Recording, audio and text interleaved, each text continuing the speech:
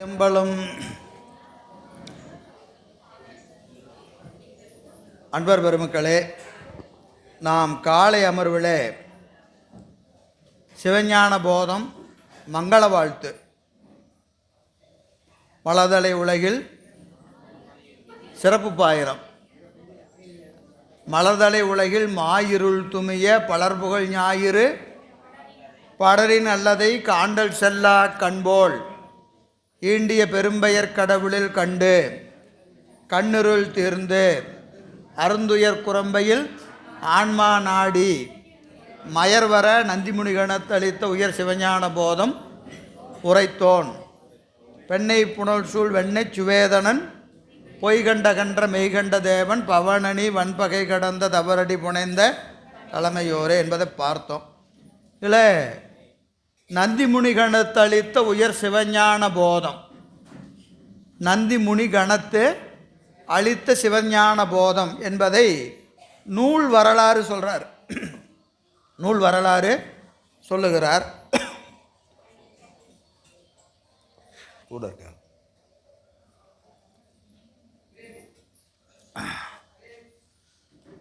இது இந்த சிவஞான போதமாகிய நூல் நமக்கு எவ்வாறு வந்து சேர்ந்தது என்பதை காட்டுகிறார்கள். இறைவன் மகா சங்கார காலத்து உலகத்தை ஒடுக்கிய நிலை இருக்கு இல்லைங்களா, அதுக்கு என்ன பேர்? மகா சங்காரம். சங்காரம் மகா சங்காரம் என்ன வேறுபாடு? முற்றளிப்பு. முற்றளிப்பு 224 புவனத்தையும் ஒடுக்கிட்டா அது என்னது? முற்றளிப்பு, மகா சங்காரம். அப்படி மகா சங்காரம் செய்த காலத்தில் பிறகு என்ன செய்கிறான்? மீள உலகத்தை தோற்றுவிக்கிறான். அப்போது ஏகதேச சங்காரம், மகா சங்காரம் ரெண்டு இருக்குது. ஏகதேசம்னா ஒரு குறிப்பிட்ட பகுதியை மட்டும் ஒடுக்கிறது. அப்படி ஒடுக்காமல் மொத்த உலகத்தை 224 புவனங்களை ஒடுக்கிய பிறகு என்ன செய்கிறான்? மீள தோற்றுவிக்கிறான். அப்படி தோற்றுவிக்கிற பொழுது முதல்ல எதை தோற்றுவிக்கிறான்? நாதம், பிறகு விந்து, அதன் பிறகு சதாசிவம், மகேஸ்வரம், சுத்தவித்தை என்று தத்துவங்களை தோற்றுவிக்கிறான். எதிலிருந்து? மாயையிலிருந்து. சுத்தமாயிலிருந்து சுத்தமாயா புவனங்கள், சுத்தமாயா தத்துவங்களை தோற்றுவிக்கிறான். அப்படி முதல்ல நாதம் என்ப அந்த தத்துவத்திலிருந்து எழுத்துக்கள் தோன்றுகின்றன. எழுத்துக்கள் தோன்றுகின்றன, நாத வடிவம் தோன்றுகிறது. விந்திலிருந்து எழுத்துக்கள் தோன்றுகிறது. பிறகு எழுத்துக்களாலான சொற்கள் எதில் தோன்றுகிறது?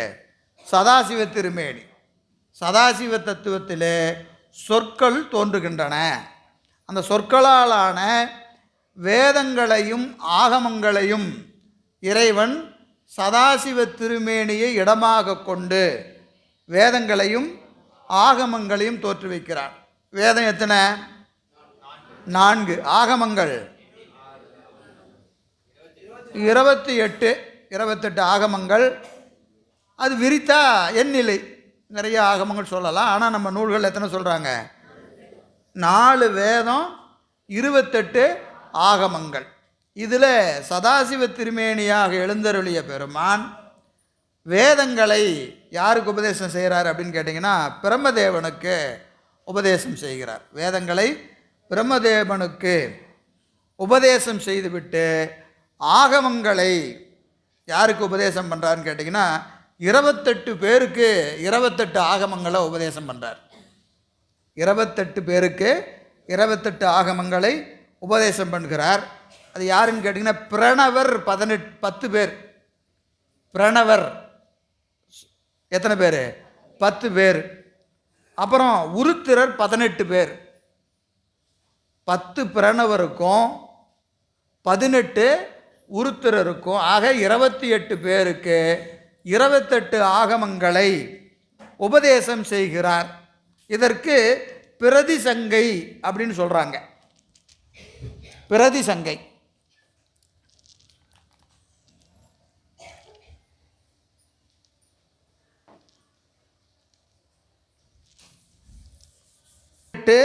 உருத்திரர் ஆக 28 பேருக்கு பிரதிசங்கை முறையானே. பிரதிசங்கை என்பதற்கு ஒரு செய்தியை சொல்லக்கூடியது, ஒன்றை விரிவாக சொல்கிறது. 28 செய்திகளை ஒவ்வொரு ஆகமும் என்ன செய்யுது, ஒரு செய்தியை விரிவாக பேசும். அது வேற ஒரு செய்தியை பேசாது. ஒன்று அதை விரிவாக சொல்லும், ரெண்டாவது வேற ஒரு செய்தியை விரிவாக சொல்லும். அப்போது இந்த 28 பேருக்கும் 28 வகையான ஆகமங்களை தனித்தனியாக யார் உபதேசம் பண்ணுறா? யார்? சதாசிவர் 28 பேர்த்துக்கும் 28 ஆகமங்களை உபதேசம் செய்கிறார். ஒவ்வொரு ஆகமும் என்ன செய்யும்? ஒரு செய்தியை பேசும். அதன் பிறகு இந்த 28ஐயும் மாகௌக முறை, இதெல்லாம் வட சொல்லு,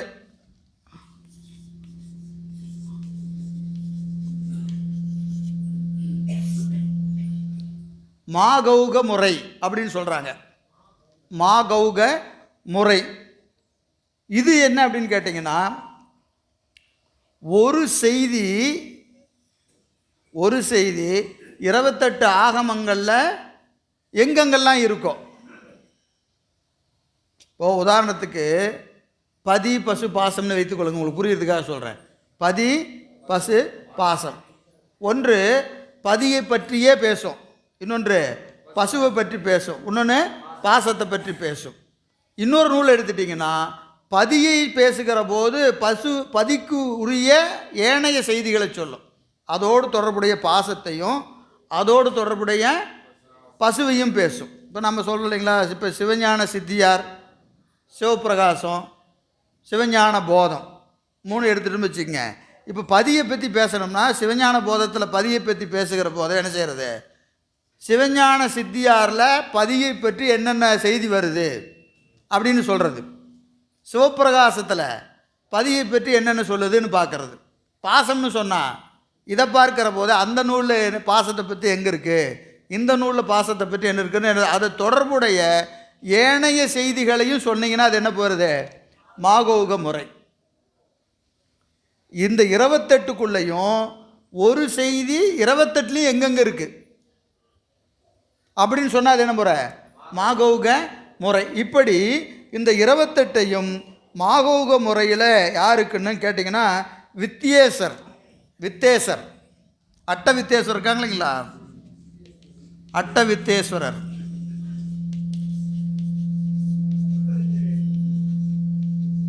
அட்ட வித்தேஸ்வரர் 8 பேர். அட்ட வித்தேஸ்வரர் யார்? 8 பேர். இதில் சிறந்தவர் யாருன்னு கேட்டிங்கன்னா அனந்தர்.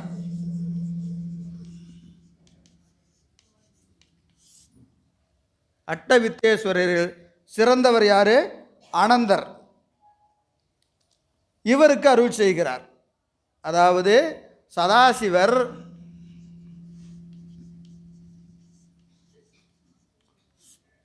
சதாசிவர் 28 ஆகமங்களை என்ன செய்கிறாருங்க, ஒவ்வொருவருக்கும் ஒவ்வொரு ஆகமமாக இங்கே 28 பேர்த்துக்கு சொல்கிறார். ஆமாம், பிரணவர் அப்படிங்கிறவங்க 10 பேர், உருத்திரர் 18 பேர். இந்த 28 பேர்த்துக்கும் 28 ஆகமங்களை சதாசிவர் தனித்தனியாக சொல்கிறார். அதன் பிறகு இங்கே வித்தேஸ்வரருக்கு சொல்லுகிற போது என்ன முறையில், மாகௌக முறையில் இந்த 8 பேர் இருக்காங்க வித்தேஸ்வரர். இந்த 8 பேர்த்தில் தலைமையானவர் யார்? அனந்தர். இவருக்கு என்ன செய்கிறாரு, மாகௌக முறைனா இப்போ இதுக்கு என்ன வேறுபாடுன்னு கேட்டிங்கன்னா, இதில் ஒரு ஆகமத்தில் ஒன்று தான் இருக்கும். இதில் ஒரு ஆகமத்தை எடுத்துட்டிங்கன்னா எல்லா செய்தியும் கலந்துருக்கும். அப்போது இந்த சதாசிவர் மாகௌக முறையால் யாருக்கு சொல்கிறாரு, அனந்தருக்கு சொல்லுகிறார். இந்த அனந்தர் என்ன செய்கிறாருங்க, 118 உருத்திரர்களில், ஆமாம் அனந்தருக்கு மட்டும்தான் சொல்கிறார், அவங்க சொல்லலை. அனந்தருக்கு தான் உபதேசம் நடக்குது. எது? ஆகம உபதேசம். மற்ற உபதேசம்லாம் நடக்கும். ஆகமத்தை எப்படி நமக்கு வந்திருக்குதுங்கிற வழி தான் இது. வேதம் நேரம் யார்கிட்ட போயிடுச்சு? பிரம்மட்டா போயிடுச்சு. பிரம்மன்ட்ட போய் பிரம்மன் மூலமாக வேதம் பரவுது. ஆகமங்கள் யார் மூலம் வருது? அனந்தர் வழியாக வருது. சதாசிவர் அனந்தருக்கு உபதேசம் பண்ணுறாரு. அனந்தர் என்ன செய்கிறாரு? 118 உருத்திரர். உருத்திரரில் சிறந்தவர் யாருன்னா சீகண்ட உருத்திரர்.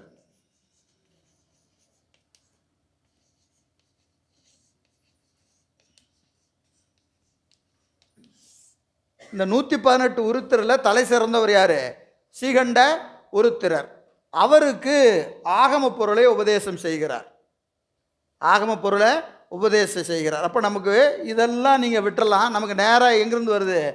பெருமான் பரசிவம் சதாசிவ வடிவத்தில் நின்று 28 ஆகமங்களை அனந்தருக்கு உபதேசம் செய்கிறார்.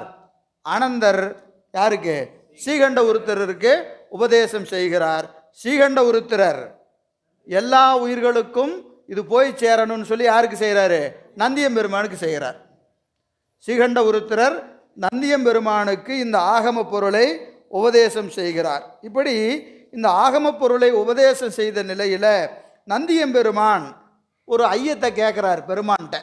என்ன அப்படின்னு கேட்டிங்கன்னா, சிவ ஆகமங்கள் தோறும் சரியை முதலிய நாற்பாதங்களும் வேறு வேறாக கூறப்படுகிறதே. ஒரு ஆகமத்தில் ஒரு மாதிரி சொல்லியிருக்கிறாங்க, இன்னொரு ஆகமத்தில் வேறு மாதிரி சொல்லியிருக்கிறாங்க. அப்போது 28 ஆகமங்கள்லையும் ஒரே மாதிரி சொல்லலை. எதை? சரியை, கிரியை, யோகம், ஞானம் ஆகிய 4 பாதங்களும் 28 ஆகமங்களில் வேறு வேறாக சொல்லப்படுகிறதே. அதற்கு என்ன காரணம்? ஏன்னா எல்லாம் சொன்னது யார்? பெருமான் தான் சொல்கிறான். பெருமான் சொல்லுகிற போது அதை பலவேறு வகையாக சொல்லுவதன் காரணம் என்ன அப்படின்னு நந்தியம்பெருமான் யார்கிட்ட கேட்குறாரு? சீகண்ட உருத்தர்கிட்ட கேட்குறார். அது கேட்டதுக்கு அவர் சொன்னாராம், நன்றாய் வினவினீர். நல்ல கேள்வி கேட்டையா. எப்பவுமே ஆசிரியருக்கு நல்ல கேள்வி கேட்டால் மாணவனை பிடிக்கும். கேள்வியின் தரத்தை வச்சு எதை செய்யலாம்? அறிவின் தரத்தை அறியலாம். ஒரு கேள்வி வச்சுக்கிட்டு அவர் எப்படி பாடத்தை வாங்கியிருக்கிறாரு அப்படின்னு யார் தெரிஞ்சுக்குவாங்க? ஆசிரியர் தெரிஞ்சுக்குவார். நன்றாய் வினைவினீர். நந்தியம்பெருமானை பார்த்து கேட்குறார், நன்றாய் வினைவினீர். இது கற்பந்தோறும் படைப்பு வேறுபாடும் கேட்போர் கருத்தும் வேறுபட்டு நிகழ்வதால். கற்பம்னா என்னது? கற்பந்தோறும் ஊழிகள், ஒவ்வொரு ஊழியிலையும் உலகத்தை ஒடுக்கிறதும் தோற்றுவித்தும் நடந்துக்கிட்டே இருக்குது. ஒவ்வொரு ஊழியிலையும் பிறக்கிற ஆன்மாக்களின் பக்குவம் எப்படி இருக்கு? வேற வேறையாக இருக்குது. சரிங்களா? கற்பந்தோறும் படைப்பும் எப்படி இருக்கு? வேற வேற மாதிரி இருக்குது. ஒவ்வொரு கற்பத்திலையும் ஒவ்வொரு மாதிரி பெருமான் படைக்கிறார். படைப்பு வேறுபாடும் அப்புறம் கேட்போருடைய கருத்து வேறுபாடும். கேட்போருக்கும் எல்லாம் ஒரே மாதிரியாக இருக்கிறாங்க இல்லைங்களா? சிவஞான போதை நடத்தணும்னா எல்லா இடத்துலையும் ஒரே மாதிரி நடத்த முடியுமா? நடத்த முடியாது. பார்த்தாவே தெரிஞ்சிடும், இங்கே இவ்வளவுதான் அங்கே அவ்வளோதான் அப்படின்னு தெரிஞ்சுன்னு என்ன ஆகிடும்? அதுக்கு தக்கவாக தான் என்ன செய்யணும்? நடத்தணும். அப்போ கேட்போருடைய வேறுபாடும் பற்றி இந்த சரியை முதலிய 3 பாதங்களில் ஆகமங்கள் வேறு வேறாக கூறப்பட்டன. சரியை, கிரியை, யோகம் ஆகிய 3ம் ஆகமங்களிலே வேறு வேறாக சொல்லப்பட்டதின் நோக்கம் கடைபிடிப்போருடைய பக்குவம். கடைபிடிப்போருடைய பக்குவம். இப்போது நம்ம இப்போ எல்லாரும் பூசை வாங்குகிறோம் இல்லைங்களா? சமயம் வாங்குகிறோம், விசேடம் வாங்குகிறோம். ஒவ்வொரு இடத்துலையும் தீக்கை பெறுகிற போது ஒவ்வொரு இடங்களிலும் கிரியைகள் என்ன ஆகுது? ஒரே மாதிரி இல்லை. இருக்கா? இல்லை. ஆதீனங்களே இந்த ஆதீனத்தில் வாங்கினா ஒரு மாதிரி இருக்கும், இன்னொரு ஆதீனத்தில் வாங்கினா ஒரு மாதிரி இருக்கும். இங்கே அப்படி இருக்குது, இங்கே இப்படி இருக்குது. நமக்கு என்ன கன்ஃபியூஸ் ஆயிடுது? எதைங்க செய்கிறது, எதை செய்கிறது அப்படிங்கிறது நமக்கு வேறுபாடு வரும், இயல்பு இல்லைங்களா? ஏன்னா அதுவும் நல்ல பெரியவர் தான் சொல்கிறாரு, இதுவும் பெரியவர் தான் சொல்கிறாரு. இது யார் இவர் பெரிய ஆள் அவர் சின்ன ஆள் அப்படிலாம் சொல்ல முடியாது.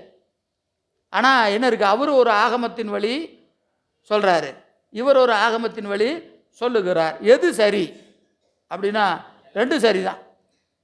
ஏன் இப்போ ரெண்டு தடவையே சொல்லணும், ஒரே மாதிரி ஏன் சொல்லக்கூடாது அப்படின்னா, அந்தந்த ஆன்மாக்களின் பக்குவத்திற்கு ஏற்பத்தான் குருநாதர் வாய்ப்பார்.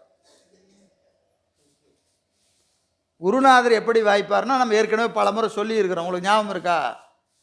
ஒரு கதை, என்னது, ஆடும் யானையும். ஆடும் யானையும் இல்லையா? இது கரும்பு தோட்டத்தில் ஒரு புறம் ஒரு ஆடு என்ன செய்யுது, தன் குட்டிக்கு அந்த கரும்பை எப்படி சாப்பிடணும்னு சொல்லித்தருது. அதே கரும்பு தோட்டத்தில் இன்னொரு பக்கம் யானை தன் குட்டிக்கு அந்த கரும்பை எப்படி சாப்பிடணும்னு சொல்லித்தருது இல்லைங்களா? இப்போ ஆட்டுக்கு குட்டியாக பிறந்தா எதை சாப்பிடுவோம்? கோந்தாளையை சாப்பிடுவோம். அது என்ன சொல்லும்? அது போதும். ஆடு என்ன சொல்லும்? நமக்கு இதுதான் உணவு, மேலே தலையை சாப்பிட்டா போதும், வா அடுத்த கரும்புக்கு போய் தலையை சாப்பிட்லாம் அப்படின்னு சொல்லும் இல்லையா? அதே யானையாக இருந்தால் என்ன சொல்லும்? ஓய் எல்லாம் சாப்பாடு தான், அடி முதல் நுனி வரைக்கும் மொத்தமாக சாப்பிடு, எதையும் விட்டுறாத, எல்லாமே சுவைக்கும், எல்லாமே சுவைக்கும், மொத்தமாக சாப்பிடுன்னு சொல்லித்தரோம். அதுபோல் நம்ம பக்குவத்திற்கு ஏற்பதான் குருநாதர் வருவார். புரியுதுங்களா? நம்ம பக்குவம் நல்லா இருந்தால் சிறந்ததாக நமக்கு சொல்லுவாங்க. அதை நம்மால் என்ன செய்ய முடியும்? செய்ய முடியும். யானை போய் ஆட்டுக்குட்டி கூட்டிகிட்டு வந்து சாப்பிடுன்னா சாப்பிடுமா? சாப்பிடாது. ஏன்? அதுக்கு அவ்வளோதான் பக்குவம். இது யானையாக இருந்தாலும் ஆட்டுக்குட்டிக்கு சொல்லித்தர முடியாது. புரியுதுங்களா? யானைக்குட்டியாக இருந்தாலும் ஆடு வந்து சொல்லித்தர முடியாது. கேட்பவர் தகுதியானவராக இருந்தால் மட்டும் போதாது, சொல்பவருக்கும் தகுதி வேணும். சொல்பவர் எவ்வளவு பெரிய ஆளாக இருந்தாலும் கேட்பவருக்கு அந்த தகுதி வேணும்.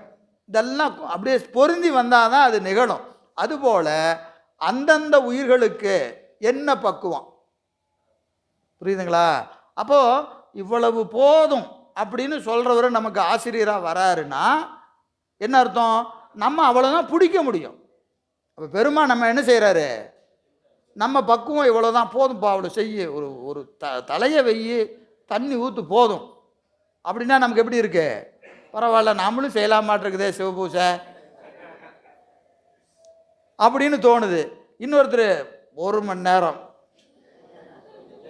அந்த பக்கம் இந்த பக்கமெல்லாம் பார்க்கக்கூடாது, அப்படி இது என்ன பெரிய வேலையாக இருக்குதுப்பா, நமக்கெல்லாம் ரொம்ப கஷ்டம் அப்படின்னு இவன் செஞ்சிடுவான், ஓடிடுவான்.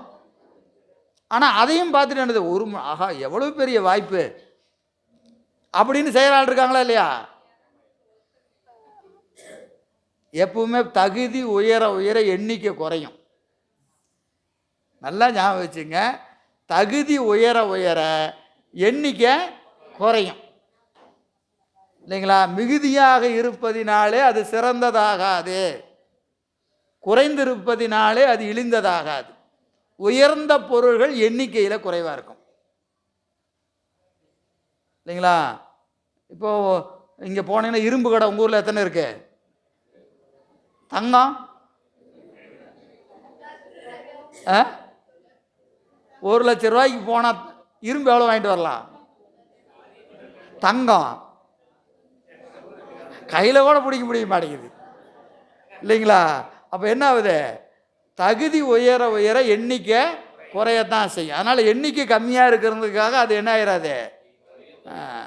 அது அழகாக சொல்லுவார், சிவபிரகாசத்தில் சொல்லுவார், நாய் கழுத்தில் இருந்தாலும் வைரம் வைரம்தான். நாய் கழுத்தில் இருக்கிறதுனால வைரத்துக்கு ஏதாவது குறைஞ்சிட போகுதா என்ன? அதெல்லாம் கிடையாது. வைரம் எங்கே இருந்தாலும் வைரம்தான் இல்லைங்களா? அதுபோல் இங்கே கற்பந்தோறும் வேறுபாடு இருப்பதினால அந்தந்த ஆன்மாக்களின் பக்குவத்திற்கு ஏற்ப. ஆனால் பெருமாள் நோக்கம் என்னன்னு கேட்டிங்கன்னா, 1 நிமிஷம் பண்ணாலும் சரி, 1 மணி நேரம் பண்ணாலும் சரி, உன்னை தூக்கி உள்ளே போட்டுறணும். நீ முதல்ல என்ன செய்ய? உள்ளே வா, அப்புறம் பேசிக்கலாம். நீ 10 நிமிஷம் பண்ணினதுக்கப்புறம் இந்த 10 நிமிஷம் பண்ணின பூசை என்ன செய்யும்? சும்மா இருக்கக்கூடாது. என்ன இப்போ அவர் நிறைய நேரம் பண்ணுறாரு, இன்னைக்கு சிவராத்திரி அன்னைக்கு வேறு மடத்தில் கூப்பிட்டு சிவபூசை பண்ண சொன்னால் அவர் அந்த பக்கம் உட்காந்துட்டு அவர் என்னென்னமோ பண்ணிகிட்டு இருக்கிறாரியா. நாம் போய் அங்கே நடுவில் உக்காந்துக்கிட்டு என்ன பண்ணுறதுன்னே தெரியல. இதுக்காகவாது என்ன செய்யணும், ஒரு மணி நேரம் பண்ணணுமான்னு தான் தெரியுது. இல்லைன்னா நம்ம பூசை எல்லாரும் சாதாரண பூசையாக நினச்சிருவாங்க. உண்டா இல்லையா? தோணுதா இல்லையா? தப்பு இல்லை, அப்படி தான் தோணும்.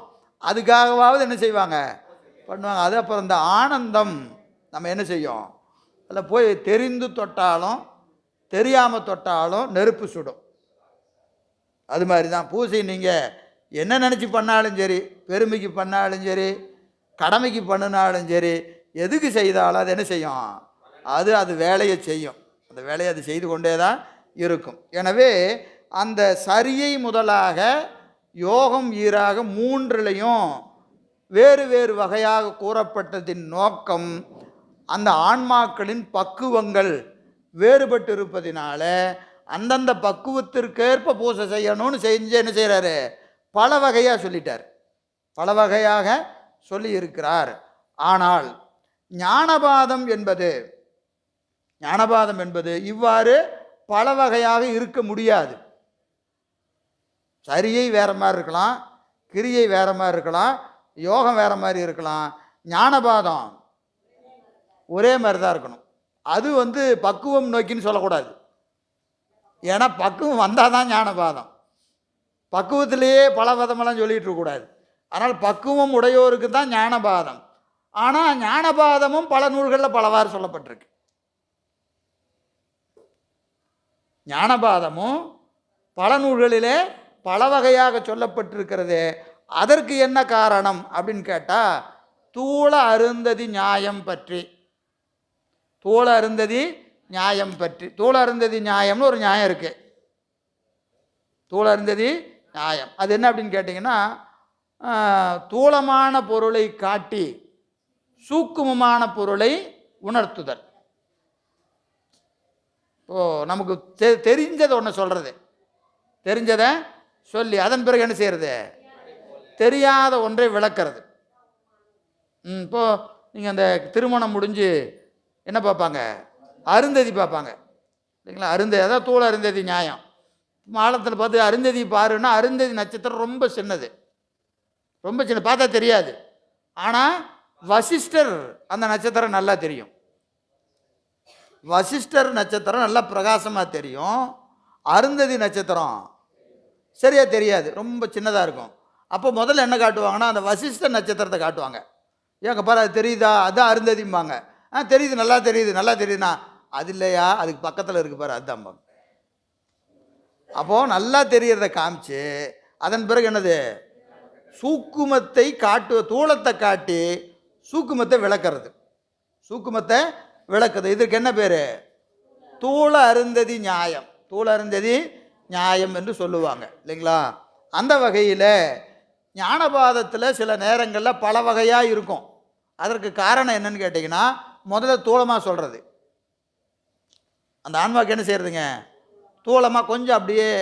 இப்போ சிவஞான போதமே எப்படி நடத்தலாம், ஒரே வகுப்பில் 12 நூறுபா நடத்தலாம். ஒரே வகுப்பில் 12 நூறுபா நடத்தலாம். அப்புறம் ஒரு 4 வகுப்புலையும் நடத்தலாம். ஒரு வகுப்புக்கு ஒரு சூத்திரமும் நடத்தலாம். புரியுதுங்களா? முதல்ல என்ன செஞ்சுருக்கணும், முதல்ல திரண்ட கருத்தாக சொல்லி. இப்போ இந்த பாடம் யாருக்குன்னு கேட்டிங்கன்னா, ஏற்கனவே பல தடவை சிவஞானம் போதம் கேட்டான். கொஞ்சமாவது என்ன இருக்கணும், சிவஞான போதத்தை பற்றிய கொஞ்சம் அடிப்படை இருந்தால் இப்போ நடத்துகிற பாடம் எப்படி இருக்கும், கொஞ்சம் வாங்கலாம். புதிய மாணவர்களுக்கு எப்படி இருக்கும், கொஞ்சம் கஷ்டமாக தான் இருக்கும். இப்போ நம்ம என்ன செய்ய வேண்டியதாக இருக்குது, 2 பேர்த்தையும் பேலன்ஸ் பண்ண வேண்டியதாக இருக்குது.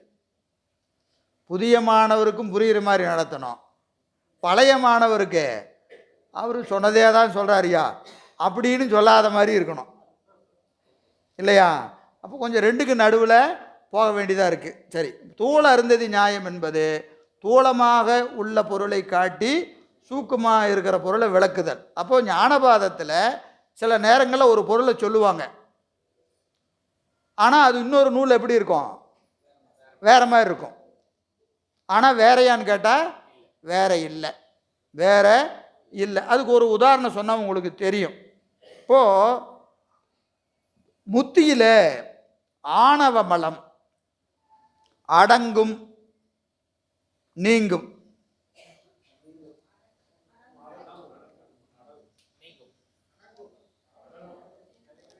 முத்தியில் ஆணவ மலம் அடங்கும் நீங்கும்.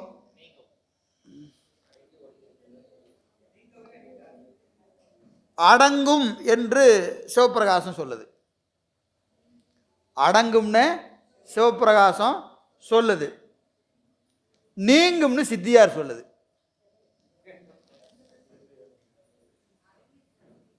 அப்போது அடங்குமா நீங்குமான்னு கேட்டால் சிவப்பிரகாசம் அடிப்படையாக சொல்லுது.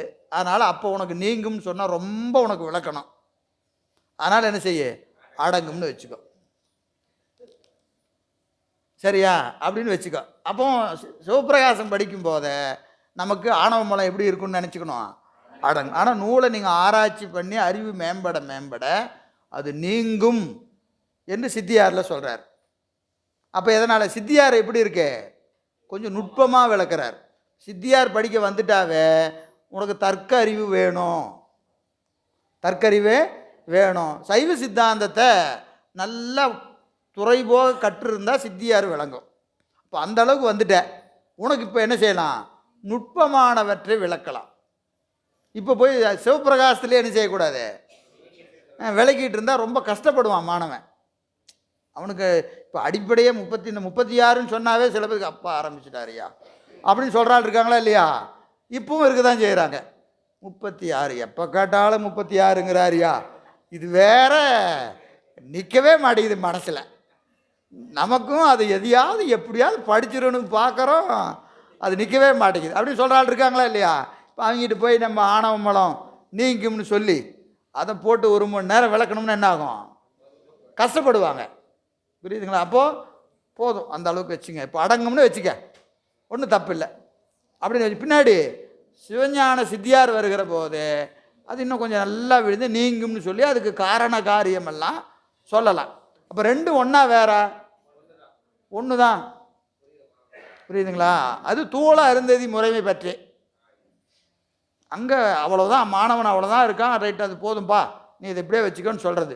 அப்போ இங்கே மாற்றி சொல்லிட்டாருலாம் சொல்லக்கூடாது. புரியுதுங்களா? அப்போ கொஞ்சம் இன்னும் கொஞ்சம் வரட்டும், சில கேள்விகள் இருங்க, அது அப்புறம் பார்த்துக்கலாம், இப்போ சொன்னால் புரியாது, சொல்கிறோமா இல்லையா?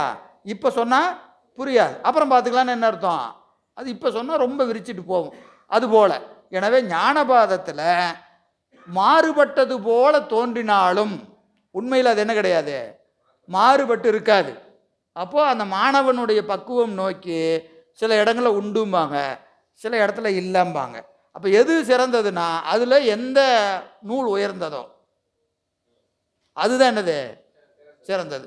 அதுக்கு இன்னொரு உதாரணம் சொல்லலாம். இப்போ ஹைகோர்ட்டில் ஒரு ஜட்ஜ்மெண்ட் வருது, சுப்ரீம் கோர்ட்டில் ஒரு ஜட்ஜ்மெண்ட் வருது, எது சிறந்தது? அவ்வளோதான் இல்லையா? அப்போது அந்த ஜட்ஜ்மெண்ட் எங்கே வருதுன்னு பார்க்கணும். இந்த நூல் சொல்லுது உண்டுன்னு, அந்த நூல் சொல்லுது இல்லைன்னு. எதை எடுத்துக்கிறது சார்? இது யாருக்குரிய நூல், இது யாருக்குரிய நூல்? இது முதல்நிலை மாணவனுக்கு, அது நல்ல முதிர்ந்த மாணவனுக்கு. அப்போ அதுதான் ஜட்ஜ்மெண்ட்டு. புரியுதுங்களா? அப்போ அந்த பக்குவத்துக்கு ஏற்ப நூல்களில் என்ன செய்வாங்க, சில செய்திகளை மாறி சொல்லியிருப்பாங்க. ஆனால் உண்மையில் அது என்ன கிடையாது, மாறுபாடு கிடையாது. எனவே அந்த வகையில் தூள அருந்ததி நியாயம் பற்றி தான் ஞானபாதத்தில் பல்வேறு வகையாக இவை சொல்லப்பட்டிருக்கிறது என்று இவற்றுக்குள்ள என்ன கிடையாது, எந்த வேறுபாடும் இல்லை என்று சொல்லுகிறார். எனவே நந்தியம்பெருமான் ஸ்ரீகண்ட பரமேஸ்வரிடத்து ஞான உபதேசம் பெற்ற நிலையில் அவர் என்ன செய்கிறாரு, சனத்குமாரர் யாருக்கு உபதேசம் பண்ணுறாரு? சனத்குமாரர் சத்தியஞான தரிசினி. சரிங்களா? சனத்குமாரர் யாருக்கு பண்ணுறாரு? சத்தியஞான தரிசினிக்கு. சத்தியஞான தரிசினிகள் பரஞ்சோதியாருக்கு உபதேசம் பண்ணுறார். இப்போது மேலேருந்து எங்கேருந்து வருது பாருங்க, பரசிவம் சதாசிவமூர்த்திக்கு அருள் செய்து சதாசிவமூர்த்தி அனந்தருக்கு அருள் செய்து, அனந்தர் ஸ்ரீகண்ட பரமேஸ்வரருக்கு அருள் செய்து, ஸ்ரீகண்ட பரமேஸ்வரர் நந்தியம்பெருமானுக்கு அருள் செய்து, நந்தியம்பெருமான் சனத்குமாரருக்கு உபதேசம் செஞ்சு, சனத்குமாரர் சத்தியஞான தரிசனிகளுக்கும், சத்தியஞான தரிசனிகள் பரஞ்சோதி முனிவருக்கும் அருள் செய்ய, இவையெல்லாம் அகச்சந்தானம் என்று சொல்லப்படும். கைலாயத்தில் இந்த உபதேசம் நடக்குது. இந்த உபதேசம் மூலம் எங்கே நடக்குது? கைலாயத்தில் நடக்கிறது. அப்போ இந்த பரஞ்சோதி முனிவர்கள் நமக்கு இங்கே அகத்திய முனிவரை தரிசிக்கும் பொருட்டு வானவீதியில் வருகிறார். அப்படியே மேலே வராரு. வருகிற போது அவர் வந்த அந்த விமானம் தடைபட்டு நிற்கிறது. எங்கே நிற்குது? திருவெண்ணைநல்லூருக்கு மேலே வருகிற போது அந்த விமானம் தடைபட்டு நிற்கிறது. எம்பிரான் மெய்கண்ட தேவநாயனார் 3 வயது வீதியில் விளையாண்டுட்டுருக்கிறார். 3 வயதில் விளையாண்டு கொண்டு இருக்கிறார். அப்பொழுது அவர் பக்குவம் நோக்கி மேலிருந்து கீழே இறங்கி வந்து அவருக்கு இந்த ஆகம பொருளை உபதேசம் செய்கிறார். இல்லைங்களா? 2 வயதில் உபதேசம் செய்கிறார். அவர் யாருக்கு? மெய்கண்ட தேவனார் யாருக்கு பண்ணார்? அருள்நந்தி சிவத்திற்கு. அருள்நந்தி சிவம் மறைஞான சம்பந்தருக்கும், மறைஞான சம்பந்தர் உமாபதி சிவத்திற்கும், அதிலிருந்து பரம்பரை அப்படியே இன்று வரைக்கும் வருகிறது. இல்லைங்களா? இதுதான் நூல் வந்த மரபு. நூல் வந்த மரபு. எனவே நந்தி முனிகணத்து அளித்த உயர் சிவஞான போதம் உரைத்தோன். சிவஞான போதம் உரைத்தோன். இந்த சிவஞான போதம் வடமொழி சிவஞான போதத்தை மொழிபெயர்த்தார் என்பது மாதவ சிவஞான முனிவருடைய கருத்து. மாதவ சிவஞான முனிவர் இந்த நூல் வடமொழியினுடைய மொழிபெயர்ப்பு என்று எழுதுகிறார். இது வடமொழியிலிருந்து மொழிபெயர்க்கப்பட்டதல்ல, தமிழ் நூல்தான் என்று பலர் அதை வாதிடுகிறார்கள். அப்போது 2 கருத்து உண்டு. எது? சிவஞான போதம் நேரடி தமிழ் நூல், நேரடி தமிழ் நூல் என்ற ஒரு கருத்து உண்டு. வடமொழியினுடைய மொழிபெயர்ப்பு என்ற கருத்தும் உண்டு. இதில் சிவஞான முனிவருடைய கொள்கை வடமொழி தான். அவர் நூல் என்ன எழுதுகிறார்? பாடியத்தில் வடமொழியிலிருந்து மொழிபெயர்த்தார் என்று எழுதுகிறார். ஏனைய பெருமக்கள் நிறைய பேர் அதை மறுத்து பல காரணங்களை எல்லாம் சொல்லி சிவஞான போதம் தனித்தமிழ் நூலே என்று காரண காரியங்களை எல்லாம் சொல்லி நிறுவுகிறார்கள். அது உங்களுடைய கருத்துக்கு விட்டுறேன். வடமொழியா தமிழ் மொழியா என்பதை நீங்கள் 2 கருத்து இருக்கிறது. முனிவருடைய கருத்து என்னது? வடமொழி தான். வடமொழி என்பது அவருடைய கருத்து.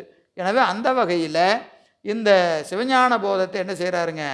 இங்கே உபதேசமாக செய்கிறார். அதனால தான் இது என்ன செய்கிறாரு? உயர் சிவஞான போதம், உயர் சிவஞான போதம் என்று சொல்லுகிறார். ஏன் அது உயர் சிவஞான போதம் என்று சொன்னால், ஏனைய 3 பாதங்களுக்கு மேற்பட்டது. 3 பாதம் எது? சரியை கிரியை யோகம் ஆகிய 3 பாதங்களுக்கும் மேற்பட்டது என்பதினாலே ஞானபாதத்தை கேட்கணும்னா சரியை கிரிய யோகத்தை முடிச்சிருக்கணும். ஞானபாதத்தை கேட்கணும்னா என்ன செய்யணும்? சரியை கிரிய யோகத்தை முற்றுவித்திருக்கணும். முற்றுவித்து இருக்க வேண்டும். அப்போ சரிகிரி யோகத்தை முற்றுவிக்க வேண்டும் என்று சொன்னால் தீக்கை பெற்றிருக்க வேண்டும். தீக்கை பெற்றிருக்கணும். பூசை பண்ணணும். நூலுக்கு அதிகாரி யாருக்கு நூல் சொல்லணும்னு சொல்கிறாரு? தீக்கை பெற்று பூசை செய்பவர்களுக்கு சொல்ல வேண்டியது இந்த நூல். சொல்ல வேண்டியது இந்த நூல். எனவே தீக்கை பெற்றிருக்கணும். சிவாகமங்களை ஓதி இருக்க வேண்டும்னு எழுதுறார். சிவஞான போதம் படிக்கிறதுக்கு முன்னாடி என்ன படிச்சிருக்கணுமா? சிவாகமங்களை எல்லாம் படிச்சிருக்கணுமா.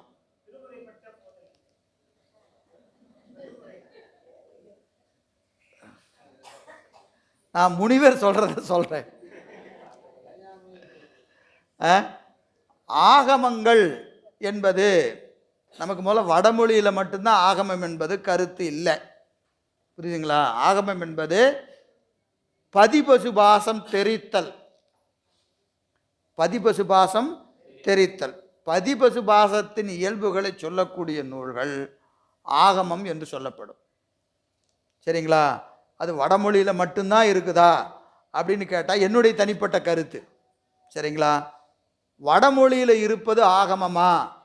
ஆம், அவை ஆகமங்கள் தான். ஆனால் வடமொழி மட்டும்தான் ஆகமமா அப்படின்னு கேட்டால் இல்லை. இதில் ஒரு கேள்வி கேட்டு பார்ப்போம். எப்பவுமே நம்ம ஒரு கேள்வி கேட்டால் தான் விடை கிடைக்கும், இல்லைங்களா? இப்போது இந்த நூல்களை சொல்லுகிற போது நமக்கு இது எடுத்துக்குங்க, உண்மை விளக்கம். உண்மை விளக்கம், காப்பு செய்யுள், யாராவது சொல்லுங்க.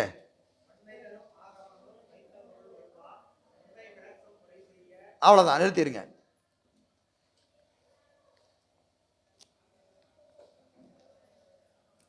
வன்மை தரும் ஆகம நூல் வைத்த பொருள் வலுவா உண்மை விளக்கம். என்ன சொல்றாரு? சிறப்பு வளமை பொருந்திய சிவ ஆகமங்களின் பொருள்களை வலுவாமல் உரை செய்கின்ற உண்மை விளக்கம். வன்மை தரும் ஆகம நூல் வைத்த பொருள் வலுவா உண்மை விளக்கம் உரை செய்ய. இப்போ உண்மை விளக்கம் என்பது ஆகம பொருளை கூறுவது, ஆகம பொருளை கூறுவது. இப்போ உண்மை விளக்கம் ஆகமமா இல்லையா? ஆகமத்தில் இருக்கிற பொருளை வலுவாமல் உரை செய்கிறது, வலுவாமல் உரை செய்கிறது. அப்போ இது ஆகமமா இல்லையா? சரி, அப்போ அதையே சொல்ல வேண்டியது தானே. ஏன் உண்மை விளக்கம் செய்யணும்? அது நமக்கு புரியாது, புரியறதுக்காக தமிழில் சொல்லியிருக்கிறார். சரியா? சரியா? அப்போ தமிழிலே இந்த ஆகமங்களை அனைவரும் படிக்க வேண்டும் என்பது ஞானிகளுடைய நோக்கம். சரியா இல்லையா? அப்போ தமிழ் ஆகமமா இல்லையா? இது அதிலிருந்து வந்துச்சு, இது தனியாக வந்துச்சு, அதெல்லாம் விட்டுருங்க, அந்த ஆராய்ச்சி வேண்டாம். சரியா? இப்போ இது ஆகம பொருளை சொல்லுகிறது, பதியின் இயல்பை சொல்லுகிறது, பாசத்தின் இயல்பை சொல்லுகிறது, பசுவினுடைய இயல்பை சொல்லுகிறது, ஞானபாதத்தை விளக்குகிறது, ஆகம பொருளை கூறுகிறது. இது சொல்லப்பட்டதின் நோக்கம் தமிழ் தெரிந்த அத்தனை பேரும் ஆகமத்தை படிக்கணும். அதுக்கு தானே வந்துச்சு நூல், வேற எதுக்காக வந்துச்சா? ஆகம பொருளை யாரெல்லாம் படிக்கணும்? தமிழ் தெரிந்தவர்கள், தமிழ் மட்டுமே தெரிந்தவர்கள் ஆகமத்தை அறிய வேண்டும் என்கின்ற கருணை உள்ளத்தோடு ஞானிகளால் கொடுக்கப்பட்டது இந்த நூல்கள். சரி, இப்போ இதை படித்தாச்சு, ஆகமம் தெரியுமா தெரியாதா? கொடுத்த நோக்கம் தானே. சரிங்களா? அப்போ இது ஆகமமா இல்லையான்னு கேட்டா என்ன சொல்றது? ஆகமந்தான். அந்த வடமொழி ஆகமம் நமக்கு தெரியல, அது நமக்கு அந்த மொழி தெரியாது, சரிங்களா? ஆனால் அதுக்காக நம்ம அதை நம்ம குறைச்சி சொல்லலை, அது உயர்ந்தது தான், அது உயர்ந்தது தான். ஆனால் அதை தாண்டி வேற ஒன்றுமே இல்லை என்ற இடத்துக்கு நம்ம வரக்கூடாது. அப்போ இது கொடுக்கப்பட்டது நோக்கம் என்ன? இப்போ இதை சும்மா கொடுத்துட்டாங்களா? தெரியணும்னு தானே கொடுத்துருக்குறாங்க. இப்போ வடமொழியில் இருந்த சிவஞான போதத்தை மெய்கண்டார் தமிழிலே மொழிபெயர்ப்பதனுடைய பயன் என்ன? அதை படித்தா என்ன விளையுமோ அதை இவர்களும் பெற வேண்டும், நம்மானோரும் பெற வேண்டும் என்கின்ற கருணையோடு தானே கொடுத்துருக்கிறாரு. அப்போ அதை படித்தா கிடைக்கிற பயன் இதை படித்தா கிடைக்குமா கிடைக்காது? அப்போ இது என்னது? அதுவும் இதுவும் மொழியால் வேறே ஒழிய பயனால் வேறல்ல. மொழி தான் வேற, அது வேற மொழியில் இருக்குது, இது வேற மொழியில் இருக்குது. ஆனால் இதுவும் அதுவும் என்னது?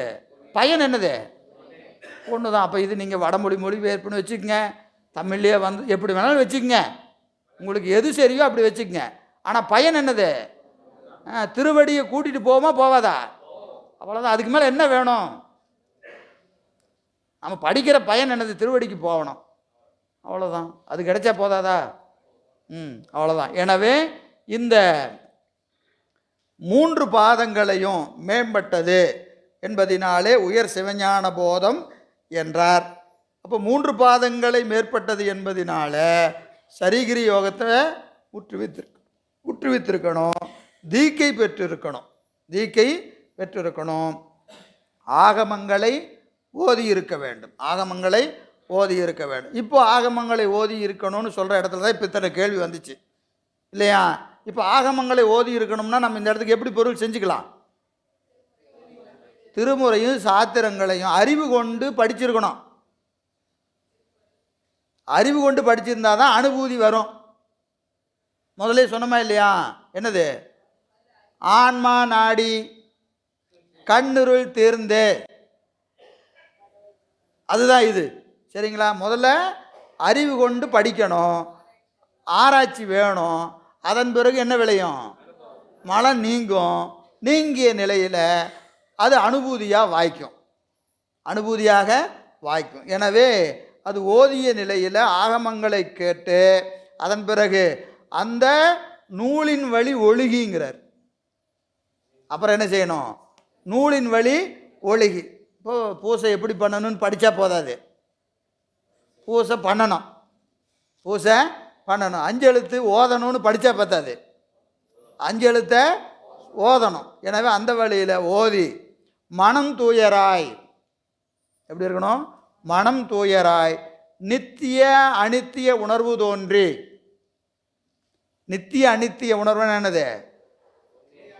எது நிலையானது எது நிலையற்றது என்கின்ற உணர்வு தோன்றணும். இதெல்லாம் நிலையில்லது, இதெல்லாம் நிலையானது. எது? பெருமானை தவிர எதுவும் நிலையானது கிடையாது.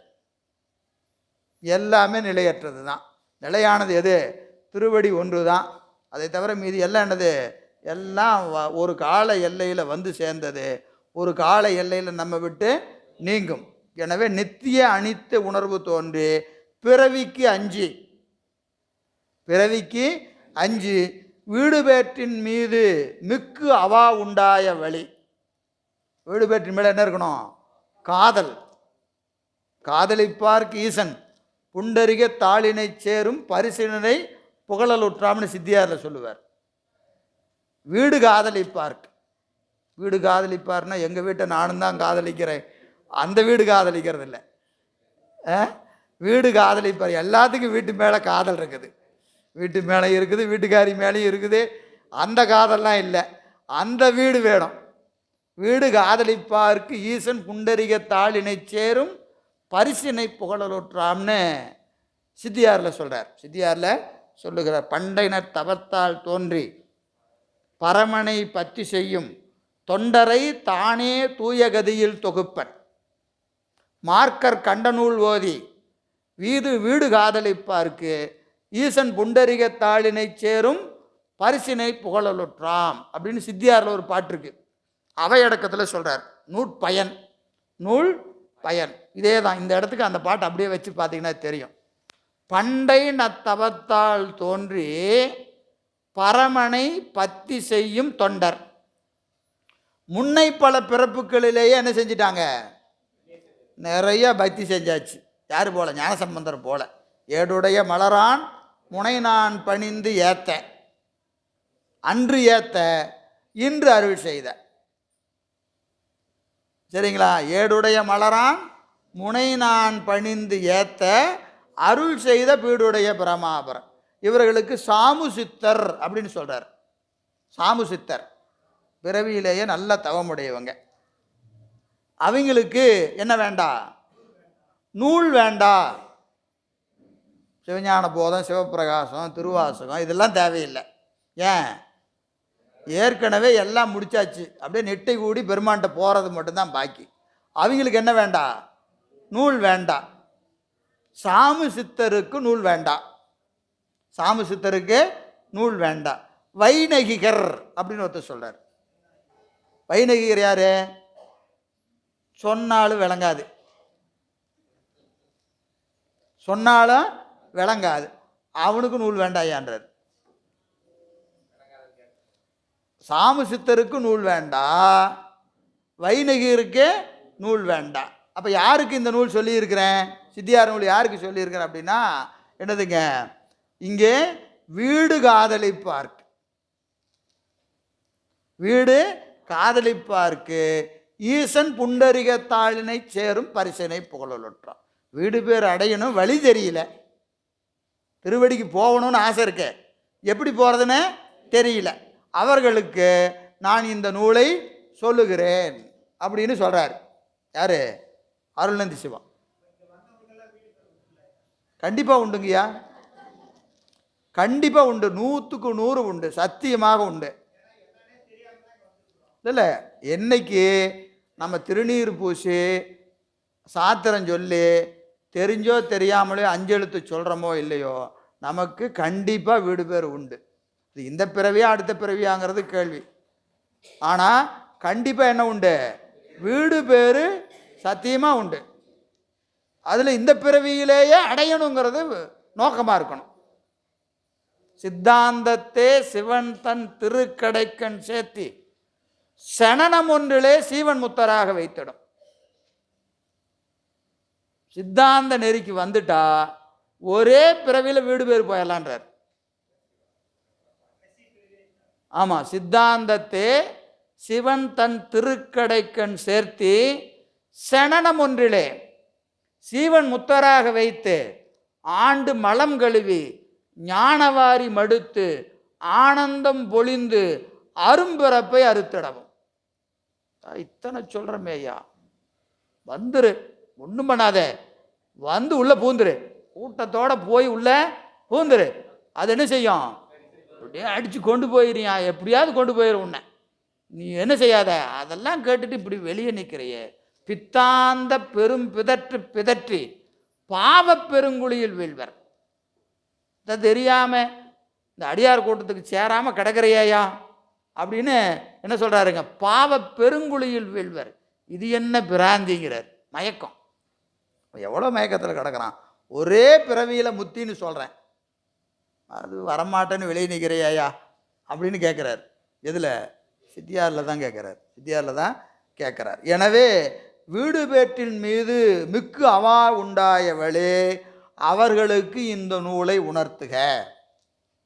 ஞான போதம் கேட்குறதுக்கு அதிகாரி யாருன்னு பாருங்க, தெரிந்த. ஆமாம், வீடு பேர் காதலிப்பவர்களுக்கு தான் இந்த நூல்.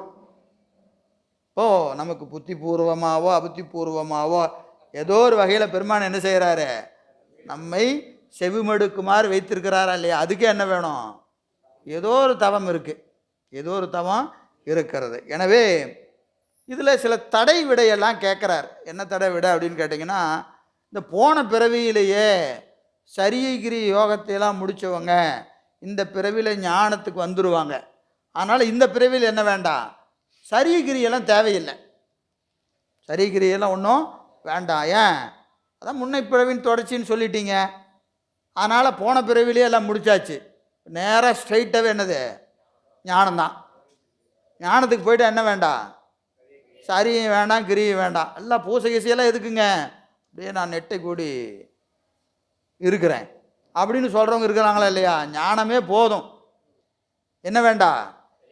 சரி கிரியங்கள்லாம் வேண்டாம் என்று சொல்வது சரியான்னு ஒரு கேள்வி கேட்குறாரு. அப்படி சொல்கிறாங்களே, அப்படின்னா அற்றன்று அதெல்லாம் கிடையாதுப்பா, அப்படிலாம் இல்லை.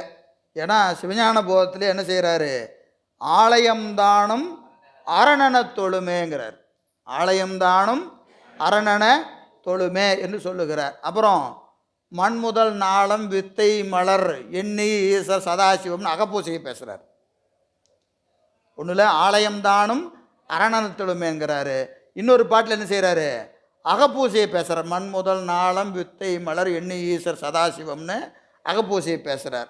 அப்புறம் இன்னொரு பூசையில் யோகத்தை சொல்கிறார். குண்டலியில் அனலை ஓம்பி, குண்டலியில் அனலை ஓம்பி 3 உதாரணம் சொல்கிறார்.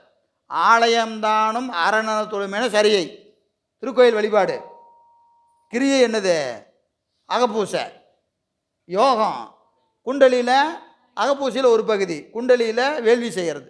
அப்போ சரியையும் வேணும், கிரியை வேணும், யோகமும் வேண்டும் என்று எந்த நூல் சொல்லுது?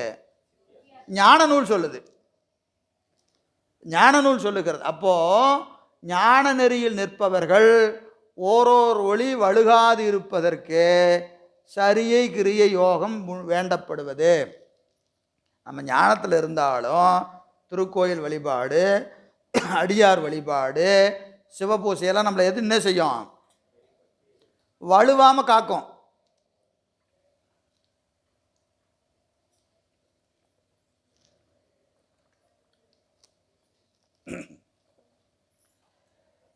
எனவே ஞானநெறி நிற்போர் மயங்காமை பொருட்டு இச்சரியகிரி யோகங்கள் வேண்டும் என்று சொல்லுகிறார்.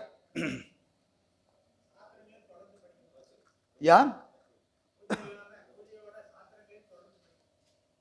சாத்திரம் படிக்கிறது ஒரு பூசை, எழில் ஞான பூசை. சாத்திரங்கள் படிக்கிறது எழில் ஞான பூசை. பூசையில் கண்டிப்பாக சாத்திரம் படிக்கணும். இந்த எளிஞான பூசைன்னு சொல்லியாச்சே. ஞான நூல் தனை ஓதல், ஓதுவித்தல், நட்பொருளை கேட்பித்தல், தான் கேட்டல், ஈனமிழா பொருளதனை சிந்தித்தல், இவை ஐந்தும் இறைவன் அடி அடைவிக்கும் எளிஞான பூசை. பெருமான் திருவடிக்கு போகிற பூசை எதுன்னு கேட்டால், ஞான நூலை கேட்கறதும் ஓதுறதும் பிறருக்கு ஓதுமாறு செய்வித்தலும் சிந்தித்தலும், கேட்டல், சிந்தித்தல், தெளிதல், நிட்டை கூடல் என்ற நான்கும் என்னது? எல்லாமே வீடு பெற்றிருக்கு வாயில். எல்லாமே வீடு பெற்றிருக்கு வாயில். எனவே இந்த வகையில் அந்த நூலுக்குரிய அதிகாரியை சொல்லுகிறார். அதன் பிறகு சில செய்தியை தனியாக சொல்கிறார். இது தொடர்புடைய செய்தியாக சைவ ஆகம பிரமாணியம் அப்படின்னு ஒரு தலைப்பில் சில செய்திகளை சொல்கிறார். அது ரொம்ப விரிக்க வேண்டாம், அப்படி சும்மா தொட்டு காமிச்சிட்டு போகிறேன். வேதம் படித்தா போதும், ஆகமங்கள் வேண்டியதில்லை அப்படின்னு சொல்கிறவங்க சில பேர் இருக்காங்க. மீமாஞ்சகர் நமக்கு புரிகிற மாதிரி சொல்லணும்னா ஸ்மார்த்தர், ஸ்மார்த்த பிராமணர் கேள்விப்பட்டிருக்கீங்களா? யாரு? வைணவர் வேறு. வேள்வி முதலானவற்றை செய்கிறாங்களா இல்லையா? கிரியெல்லாம் செய்வாங்க. இப்போ தை மாதம் நாளைக்கு அடுத்த ஞாயிற்றுக்கிழமை என்ன அமாவாசை? எல்லாம் என்ன பண்ணுவீங்க? எங்கே போய் கொடுப்பீங்க? அங்கே யார் செய்வா? அவர் தான் ஸ்மார்த்த பிராமணர். அந்த கிரியையெல்லாம் செய்கிறாங்களா இல்லையா? அவங்க தான் ஸ்மார்த்த பிராமணர். அதுக்கு நாங்கள் பொறுப்பில்லை, சரிங்களா? வேத வழி கிரியைகளை செய்கிறவங்க சிவாச்சாரியார் வேற, ஸ்மார்த்த பிராமணர் வேற. புரியுதுங்களா? சிவாச்சாரியாருக்கு உபதேசம் அஞ்செழுத்து. காலையும் மாலையும் அவங்க அனுஷ்டானத்தில் எது சொல்லுவாங்க? அஞ்செழுத்து மந்திரம் சொல்லுவாங்க. அவங்களுக்கு பூசை எது? சிவபூசை தான். இப்போ நம்ம என்ன ஒழுக்கத்தில் இருக்கிறோமோ அதே ஒழுக்கத்தில் அவங்க இருப்பாங்க. அவங்க பூசையும் நம்ம பூசையும் வேறுபாடு கிடையாது, ரெண்டு ஒன்று தான். அவங்க கோயிலுக்கு போகிறதுக்கு முன்னாடி வீட்டில் பூசை பண்ணிட்டு தான் கோயிலுக்கு போகணும். அகப்பூசையும் அவர்களுடைய பூசையும் முடிச்சுட்டு தான் அவங்க பரார்த்த பூஜைக்கு வரணும். ஆன்மார்த்த பூசை செஞ்சு தான் பரார்த்த பூஜைக்கு வரணும். அவங்களுடைய பூசை ஆகம வழி பூசை. யாருக்கு? சிவாச்சாரியாருக்கு. நம்ம செய்கிற பூசையும் ஆகம வழி பூசை தான். ஆனால் ஸ்மார்த்தர்கள் செய்கிற பூசை வேத வழி பூசை. அவங்க என்ன சொல்லுவாங்க? காயத்ரி மந்திரம் சொல்லுவாங்க. அவங்க அனுஷ்டானத்தில் காயத்ரி மந்திரம் சொல்லுவாங்க.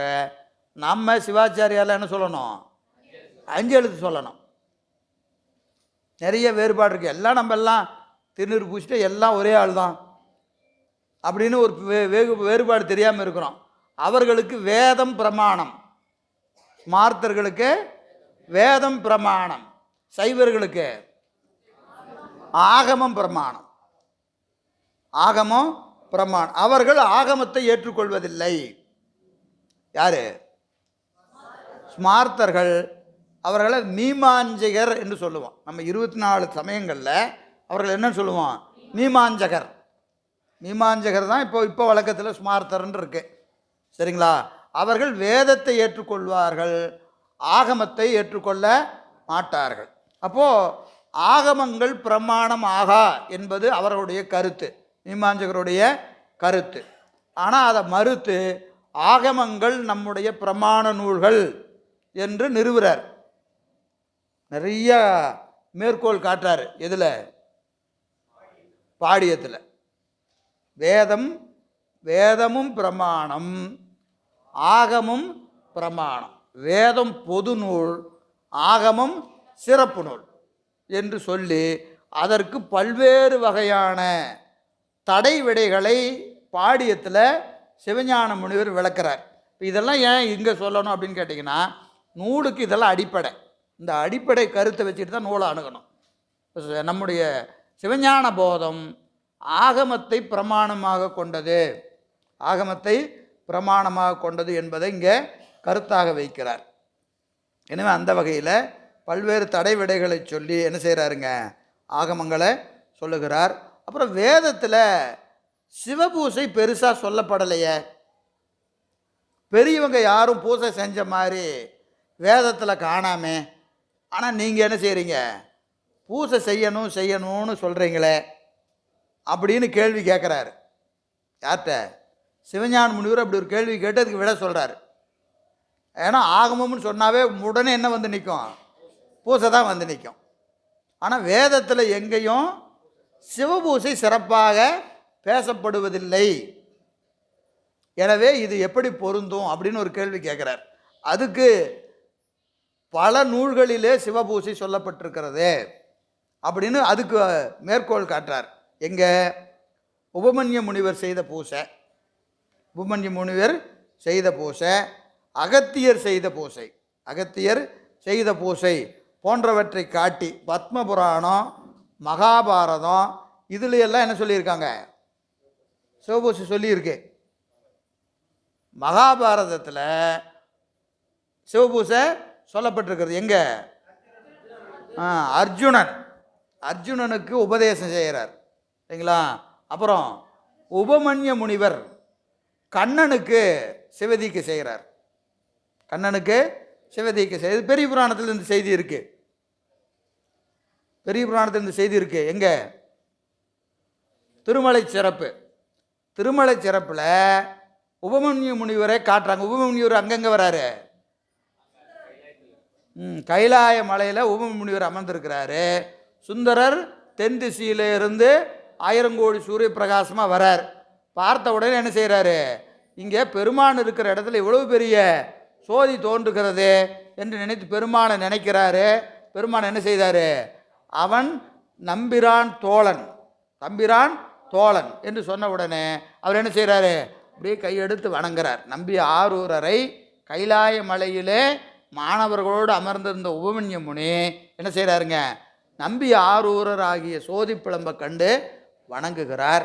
அப்போ மாணவரெல்லாம் இறைவனை தவிர யாரும் வணங்காத சிறப்புடைய பெருமானே, நீங்கள் இந்த சோதியை கண்டு வணங்குவதின் நோக்கம் என்ன என்று கேட்டவுடனே தம்பிரான் தோழன் நாம் தொழும் தன்மையன் என்று சொல்கிறார். அந்த உபமன்ய முனிவரை பற்றி சொல்லுகிற இடத்துல சேக்கிழார் பெருமான் சொல்கிறார், யாதவன் துவரைக்கு இரையாகிய மாதவன் முடிமேல் அடி வைத்தவன். உபமுனிவர் யாரு? யாதவன் துவரைக்கு இரையாகிய மாதவன். யாதவன் என்னது? குலம், யாதவ குலம். துவரை துவாரகைக்கு அரசனாகிய கண்ணன். யாதவன் துவரைக்கு இரையாகிய மாதவன். அவன் பேர் மாதவன் தானே, மாதவா கோவிந்தா சொல்கிறாங்களா இல்லையா? மாதவன் துவரைக்கு இரையாகிய மாதவன் முடிமேல் அடி வைத்தவன். அவருக்கு திருவடி தீக்கு செய்கிறார். உபமன்ய முனி கண்ணனுக்கு என்ன செய்கிறாரு, திருவடி தீக்கு செய்கிறார். அது ஒரு வரலாறு, பின்னாடி ஒரு ஃப்ளாஷ்பேக் இருக்குது. என்னது, கண்ணன் தினந்தோறும் சிவபூஜை பண்ணுறாரு. எப்படி பண்ணுறாரு? அது இதில் இருக்குது. தினந்தோறும் பூஜை பண்ணுறாரு அந்த யமுனை நதிக்கரை ஓரத்தில். இங்கே உபமன்ய முனிவர் ஆசிரமும் அது பக்கத்துலேயே இருக்குது. யார்? கண்ணனுடைய அரண்மனையும் உபமன்யுவருடைய ஆசிரமும் பக்கத்து பக்கத்தில் இருக்குது. இவருடைய தொண்டர்களும் அவருடைய தொண்டர்களும் என்ன செய்வாங்க? தினம் ஒரே நந்தவனத்தில் பூ பறிக்கிறாங்க. தினந்தோறும் பூ பறிக்கிறாங்க. இவங்க 2 பேரும் பார்த்துக்குவாங்க. தொண்டர்கள் 2 பேரும் பார்த்துக்கிறாங்க. இவர் கண்ணனுக்கு பூ பறிச்சுட்டு போயிடுவாங்க. இங்கே இவருக்கு உபமன்யுவருக்கு பறிச்சுட்டு போயிடுவாங்க. ஒரு நாள் இந்த கண்ணனுடைய தொண்டர்கள் எல்லாம் வருவதற்கு காலதாமதம் ஆயிடுச்சு. கொஞ்சம் லேட்டாக வந்துட்டாங்க. இவங்க என்ன செஞ்சிட்டாங்க? மொத்த பூ மன்னிக்கணும், உபமன்ய முனிவருடைய தொண்டர்கள் வருவதற்கு காலதாமதம் ஆயிடுச்சு. கண்ணனுடைய தொண்டர்கள் என்ன செஞ்சிட்டாங்க? மொத்த பூவையும் பறிச்சுட்டு போயிட்டாங்க. நந்தவனத்தில் பூ இல்லை. இவர் சிவபூஜை பண்ணுறதுக்கு எடுத்துகிட்டு போயிட்டார். யார்? கண்ணனுக்கு போயாச்சு. உபமன்ய முனிவர்கிட்ட போய் அவருடைய மாணவர்லாம் சொல்கிறாங்க, சாமி இன்னைக்கு கொஞ்சம் காலதாமதம் ஆயிடுச்சு, பூவே இல்லை. ஏன் என்னாச்சு? இல்லை, கண்ணனுடைய தொண்டர்கள் வந்து பூவெல்லாம் பறிச்சுட்டு போயிட்டாங்க. அப்படியா? போய் யமுனா நதிக்கரையில் காத்துருங்க, பூசை முடிச்சு கொண்டு வந்து ஆற்றுல விடுவாங்க, அந்த பூவை எடுத்துகிட்டு வாங்க, அந்த பூவை எடுத்துகிட்டு வாங்க அப்படின்னு சொல்கிறார். இவங்க சரி குருநாதர் சொல்லிட்டாரு, முடிவு சொன்னதுக்கப்புறம் என்ன செய்ய முடியும்? போய் காத்திருக்கிறாங்க. கண்ணன் பூசையெல்லாம் முடித்து பூவை கொண்டு வந்து யமுனை ஆற்றுல விடுறாங்க. விட்ட உடனே இவங்க என்ன செய்கிறாங்க? அந்த பூவை எடுத்துகிட்டு போகிறாங்க. இதை கண்ணனுடைய மாணவர்கள் தொண்டர்கள் பார்க்குறாங்க. நிர்மாலியை பூவை எடுத்துகிட்டு போய் என்ன பண்ண போகிறாங்க? பூசை பண்ண பூ என்னது? நிர்மாலிய பூ 2வது தடவை பயன்படுத்தக்கூடாது. இந்த பூவை எடுத்துகிட்டு போய் என்ன பண்ண போகிறாங்க? உபமன்ய முனிவருடைய இவங்க எதுக்கு எடுத்துகிட்டு போகிறாங்க தெரியலையே அப்படின்னு சொல்லி நேராக யார்கிட்ட போய் சொல்கிறாங்க? கண்ணன்ட்ட போய், சாமி நீங்கள் பூசை பண்ண பூ கொண்டு ஆற்றுல போட்டோம், உபமன்யுவருடைய மாணவர்கள் எல்லாம் பூவை எடுத்துகிட்டு போகிறாங்க, என்னன்னு தெரியல அப்படின்னு சொன்ன உடனே கண்ணன் என்ன நினைக்கிறாரு? ஏதோ ஒரு காரணம் இருக்கும். உபமன்ய முனிவர் செய்கிறாருன்னா அதுக்கு ஏதோ ஒரு காரணம் இருக்கும், என்னன்னு தெரியலையே, நாமளே நேராக போயிடுவோம் அப்படின்னு என்ன செய்கிறாரு? அங்கேருந்து நேராக உபமன்ய முனிவருடைய ஆசிரமத்துக்கு வரார். வந்து அவரை வணங்கி, பெருமானே ஒரு சின்ன ஐயம், சொல்லுப்பா என்ன ஐயம்? இங்கே அடியேன் பூசை செஞ்ச நிர்மாலயத்தை எல்லாம் எடுத்துகிட்டு வர சொன்னீங்களாம்மா, என்ன காரணம்னு தெரிஞ்சுக்கலாமா அப்படின்னு சொன்னோன்னே, நீ தீக்கை பெறாது பூசை செய்கிறாய், அதனால் அது நிர்மாலயம் ஆகாது, அது நிர்மாலயம் ஆகாது, பயன்படுத்தலாம், ஆனாலும் எடுத்துகிட்டு வர சொன்னேன் அப்படின்னாராம். உடனே அப்போவே என்ன செய்கிறாரு? அப்படியே திருவடியில் விழுந்து, பெருமானே அடியனுக்கு நீங்கள் தீக்கை வழங்க வேண்டும் என்று சொன்ன உடனே கண்ணனுக்கு தன் திருவடியை தூக்கி தலைமையில வைத்து தீக்கை செய்து உபதேசம் செய்தார் உபமன்ய முனி என்று எங்கே இருக்கிறது? பெரிய புராணத்தில் இருக்குது இந்த செய்தி. உண்மையான செய்தி எங்கே இருக்கிறது? மகாபாரதத்தில் இருக்குது. மகாபாரதத்தில் இந்த செய்தி இருக்கிறது. எனவே சிவபூசை வேதத்தில் பேசப்பட்டிருக்கிறது, உபநிதங்களில் பேசப்பட்டிருக்கிறது. எனவே சிவபூசை கட்டாயம் செய்யணும், கட்டாயம் செய்யணும். எனவே இது மிகச் சிறந்ததாக சொல்லப்படுது. அதே போல் அகத்தியர் என்ன செஞ்சிருக்கிறாரு? ராமனுக்கு உபதேசம் செஞ்சிருக்கிறார். அகத்தியர் ராமனுக்கு உபதேசம் செய்ததாகவும் அவர் சிவபூசை செய்ததாகவும் எங்கே இருக்கு? ராமாயணத்தில் இருக்கா இல்லையா? ராமேஸ்வரம் அதானே ராமன் பூசித்தார். அது எப்படி செய்கிறாரு? அகத்தியர்கிட்ட தீக்கை வாங்கி பூசை பண்ணுறாரு. அகத்தியர்கிட்ட தீக்கை வாங்கி பூசை செய்கிறார். எனவே தீக்கை பெறுவதும் பூசை செய்வதும் 5 எழுத்து ஓதுவதும் இந்த நூலுக்குரிய தகுதி, நூலுக்குரிய தகுதி என்று ஆசிரியர் இங்கே காட்டுகிறார். எந்த அளவில் இந்த செய்தியை நிறைவு செஞ்சுக்கலாம். அடுத்தது மங்கள வாழ்த்து ஆரம்பிச்சோன்னா லேட் ஆயிரும். ஏதாவது சந்தேகம் இருந்தால் ஒரு 5 நிமிஷம் கேளுங்க, ஏன்னா டைம் ஆச்சு. நூல் அப்படி தாம சொல்லுது. சிவபூசை, சிவபூசைன்னு நீங்கள் செய்கிற போது அது தீக்கை பெற்று செய்யணும். நம்ம சரியாக இப்போ பெருமானுக்கு மலர் பண்ணி செய்கிறோம். பரார்த்த பூசை வேறு, ஆன்மார்த்த பூசை வேறு. பரார்த்த பூசைக்கு அது வேறு விதி. இப்போ நம்ம கோயிலுக்கு போகிறோம், பெருமானுக்கு தினமும் பூ பறித்து தொண்டு செய்கிறோமா இல்லையா? இது என்ன வழிபாடு? பரார்த்த வழிபாடு, அது செய்யலாம். ஆன்மார்த்த பூசைன்னு என்னது? நம்ம வீட்டில் பெருமான உடையவராக எழுந்தருளத்து செய்கிற போது தீக்கை பெற வேண்டும் என்பது விதி. அப்போது பெறாமல் செஞ்சால் பயன் இல்லையானா அப்படியெல்லாம் இல்லை, அதுக்கு தகுந்த பயன் கிடைக்கும். ஆனால் அந்த தீக்கை பெற்று செய்கிற போது அதுக்கு பயன் வேற. செய்யறதுன்னு ஆயிடுச்சு, ஏன் இவ்வளவு சந்தேகம்? வாங்கிட்டு செஞ்சிட வேண்டியது தானே. அப்புறம் என்ன? அப்புறம் ஏன் இந்த கேள்வி வருது?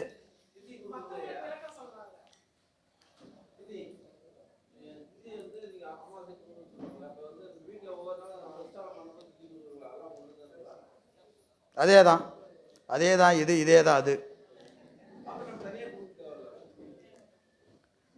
வேண்டியதில்லை, செஞ்சால் தப்பு இல்லை, உங்கள் விருப்பம்தான். உங்களுக்கு கொடுக்கணும்னு தேன்னா தாராளமாக கொடுங்க. கொடுக்குறவங்கள போய் ஏன் கொடுக்குறீங்கன்னு கேட்கக்கூடாது. எப்போவுமே ஒரு விஷயம் நல்லா வச்சுக்கங்க. அடிப்படையாக ஒன்று செய்கிறாருன்னா அது நீங்கள் செய்கிறது தப்புன்னு யாரையும் சொல்லக்கூடாது. இதான் சொல்ல தூள அருந்ததி முறைமை. உங்கள் அறிவில் பெருமான் செய்யுன்னு சொன்னால் செய்யுங்க, வேண்டியது இல்லைன்னா விட்டுருங்க. அப்போது உங்களுக்கு சரின்னு செய்கிறது இன்னொருத்தருக்கு தப்பாக தெரியும், அவருக்கு தப்பாக தெரியறது உங்களுக்கு சரியாக தெரியும்.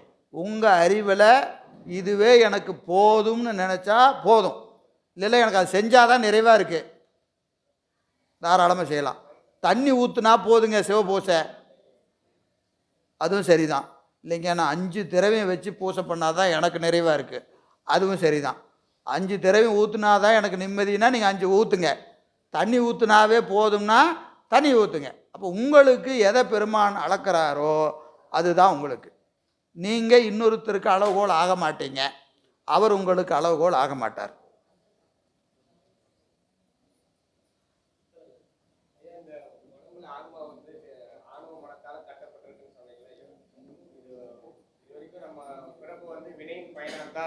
சொல்லியிருக்கீங்க.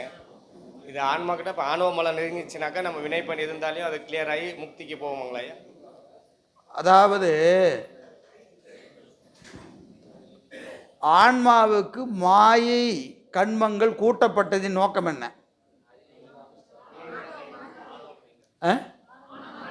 ஆணவ மலம் நீங்கிறதுக்கு. ஆணவ மலம் நீங்கிறதுக்கு தான் இந்த ரெண்டும், சரிங்களா? அது நீங்கிருச்சுன்னா இதுக்கு வேலையே இல்லை, புரியுதுங்களா? இப்போ வினைன்னா என்னது?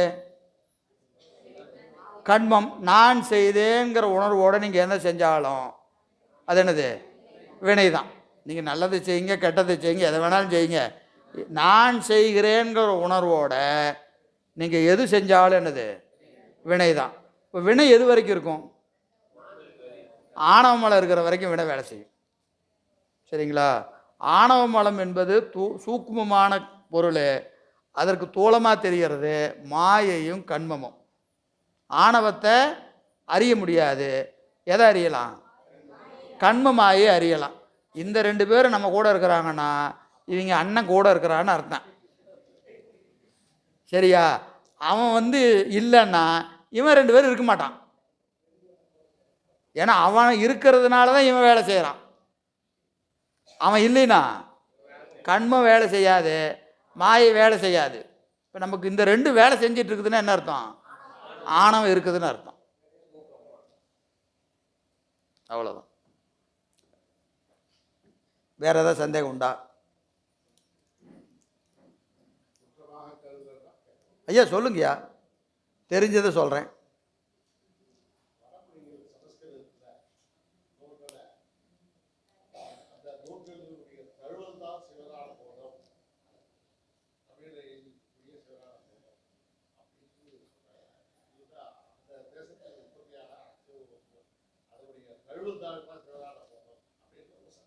ஐயா இது சிவஞான முனிவர் வடமொழியிலிருந்து மொழிபெயர்க்கப்பட்டதுன்னு எழுதியிருக்கிறார். இது சிவஞான முனிவருடைய கருத்து. என்னுடைய தனிப்பட்ட கருத்து கேட்டிங்கன்னா தமிழ் நூல் என்பது என்னுடைய கருத்து. நான் இங்கே உட்காந்துட்டு அதை வலியுறுத்த முடியாது. நூலில் முனிவர் உரையைத்தான் நான் சொல்லணும். முனிவருடைய கருத்து வடமொழி.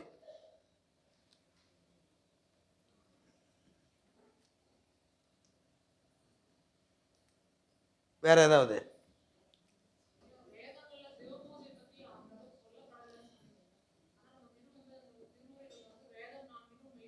இல்லை வடமொழி வேதம் தான் இங்கே கேள்வி கேட்குறது. வடமொழி வேதத்தை தான் பேச்சு, தமிழ் பற்றி இங்கே பேச்சு இல்லை. இங்கே கேள்வியெல்லாம் வடமொழி வேதத்தில்.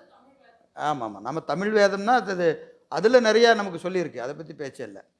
வடமொழியில் ஏன்னா இந்த மீமாஞ்சகர்லாம் அங்கே தான் வருவாங்க, இங்கே மீமாஞ்சகருக்கெல்லாம் வேலை இல்லை.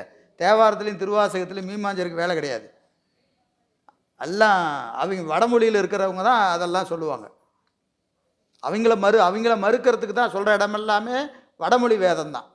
தமிழ் வேதத்தில் திருமுறையில் பூசையும் அஞ்செழுத்துன்னு தான் சொல்லியிருக்கு, வேறு எதுவுமே சொல்லலை. இது ஞானபாத நூல். இது இங்கே சரிகிரியா யோகத்தை விட ஞானபாதம் தான் அதிகமாக சொல்லியிருக்கிறாங்க. அதை பற்றி இங்கே பேச்சில்லை.